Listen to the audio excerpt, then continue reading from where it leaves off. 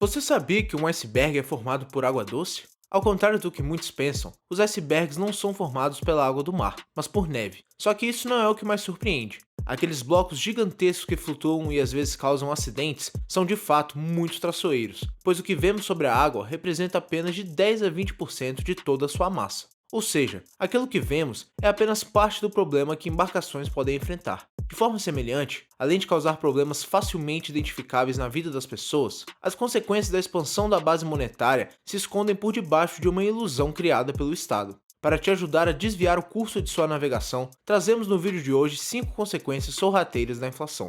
Este vídeo é um oferecimento de Real Gold. Proteja seu patrimônio com prata e ouro. Não é papel, não é virtual e nem digital. É real.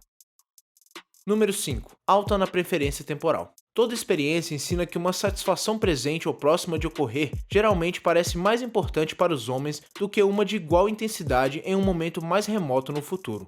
É inegável que, para aqueles com certo conhecimento em investimentos, há diversas maneiras de se proteger do aumento de preço. Mas, para a maioria das pessoas, o cenário econômico médio depende da moeda adotada localmente, até porque ela é de cunho forçado. Então, se nos concentrarmos nesse último grupo, de cidadãos médios, quando os preços não param de aumentar, torna-se basicamente impossível aumentar o valor real de seu patrimônio guardado. Em outras palavras, o cidadão comum trabalha, gasta menos do que consome e guarda dinheiro para eventuais gastos ou investimentos. Só que a desvalorização da moeda faz com que, dentro de pouco tempo, toda aquela riqueza acumulada seja transformada em pó. Nominalmente, ele continua tendo muito dinheiro guardado, mas em valores absolutos, esse dinheiro não vale nada. Diante de consequências como esta, é normal esperar que esse indivíduo não economize suas receitas e gaste tudo o que possa enquanto dá tempo, o que caracteriza uma alta preferência temporal. Em economia, alta preferência temporal significa que as pessoas tendem a satisfazer suas necessidades o mais rápido possível. Note que não estamos dizendo que todas as pessoas se tornariam poupadores caso não houvesse inflação.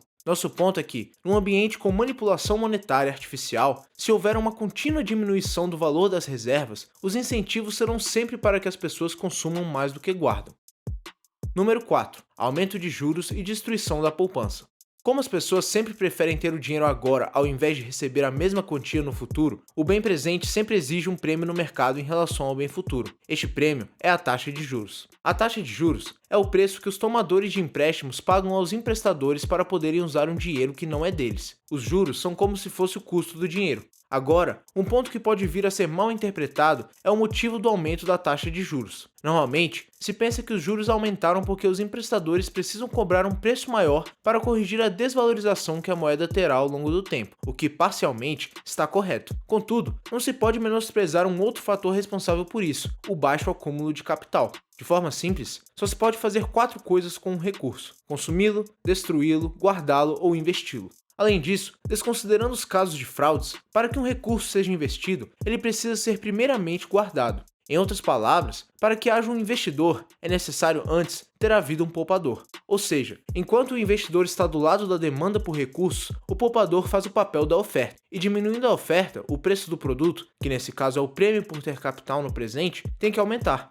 Portanto, no cenário inflacionário, os juros não aumentam apenas para corrigir a inflação, mas também pela baixa oferta de capital acumulado. Número 3. Distorções e bolhas econômicas. Quando a aceleração do crédito inflacionário finalmente é interrompida, as taxas de juros mais altas colocam um fim abrupto no boom do mercado, e uma inevitável recessão liquida os investimentos errôneos feitos nessa fase inflacionária. Explicando de forma simplificada, podemos dizer que um banco central consegue tirar ou colocar dinheiro na economia através da compra de ativos. Parte desse processo já explicamos em um de nossos vídeos. Agora, reflita no seguinte: após a destruição da poupança, é natural que os juros aumentem, mas esse aumento não agrada aos políticos. Isso porque ele representa um cenário em que a economia deveria contrair e começar a poupar novamente, o que, na prática, derrubaria índices e projeções econômicas. Assim, de forma artificial e com apenas uma canetada, o Banco Central derruba as taxas de juros, resultando em um cenário econômico maquiado e em investimentos feitos com base nessa distorção. Agentes econômicos que, no cenário real, não poderiam financiar suas atividades por não fazerem sentido naquele momento, agora tornam-se capazes de empreender. Além disso, outros empreendimentos são puxados a partir desse primeiro, o que futuramente serve como uma alavanca para o crash da economia. Exemplos disso não faltam. Nos Estados Unidos, empréstimos feitos a pessoas sem condições de pagá-los levou à explosão da inadimplência nos empréstimos hipotecários, que mais tarde causou o crash de 2008. No Brasil, programas governamentais pioram ainda mais a situação. Além do Banco Central, os empréstimos do BNDES ou da Caixa Econômica Federal são uma aberração econômica. Os primeiros resultaram em estádios para a Copa, os últimos em famílias endividadas e inúmeros imóveis à venda.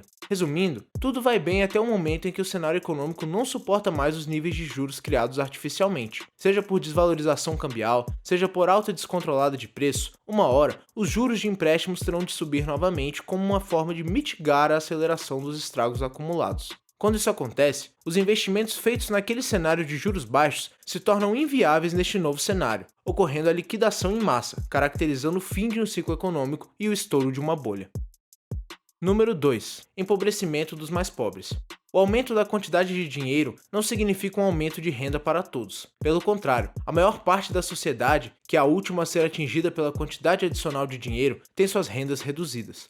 Imagine-se num cenário mitológico onde as pessoas utilizam prata como moeda. Nele, todos precisam satisfazer uma necessidade de mercado para que as suas próprias necessidades sejam sanadas pelo mesmo. No entanto, Dionísio, deus das festas, deseja alegrar Midas, um de seus seguidores, e a seu pedido, transforma todas as pedras de suas terras em prata. Agora, Midas pode consumir tudo o que quiser sem precisar atender a nenhuma demanda do mercado ou poupar como antes. Assim, ele vai até a taberna onde geralmente comprava apenas um vinho e compra 5 unidades. A partir do momento em que ele deixa o estabelecimento, o preço do vinho precisa subir por estar com menor oferta existente, seguindo a lei fundamental de oferta e demanda. Tendo vendido mais do que o esperado, o dono da taberna vai até a padaria e, ao invés de comprar 2 pães, compra 10 pães ao final do dia, o que faz com que o preço do pão também tenha de subir. O padeiro, que sempre levava um peixe para casa, decide levar 3, e esse efeito vai se repetindo até o ponto em que todos os produtos e serviços da economia estejam mais caros. Mas Lígia, a faxineira da biblioteca, ainda não recebeu seu salário e nem receberá um aumento por conta disso. Mesmo assim, ela terá de comprar tudo, como pão, vinho e peixes mais caro do que estava acostumada. Em outras palavras, seu poder de compra foi transferido via inflação para Dionísio. Esse fenômeno é chamado de efeito Cantillon e existe por conta do sentimento de divindade que políticos realizam sobre a moeda estatal, prejudicando principalmente os mais pobres. Número 1. Divisão social.